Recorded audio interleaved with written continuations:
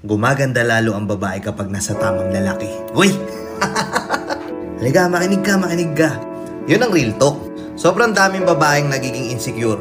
Yung iba nag-uusap-usap sila, nagtatanungan sila, Mare, bakit ganyan? Ang fresh mo pa din, nakailang anak ka na, bakit ganyan? Ang sexy mo pa din. Sa likod ng lalong gumagandang babae, merong nag-aalagang matinong lalaki. Naniniwala ba kayo na kapag nai-stress tayo lalo, mapapabayaan na natin yung sarili natin?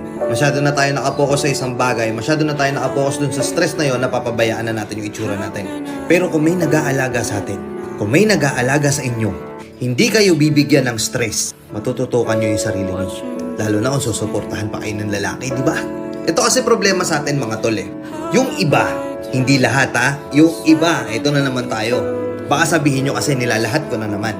Yung ibang mga lalaki kapag nagkaanak na sila, anong nangyayari? Porket napasagot niya na yung babae, tapos na siya sa hirap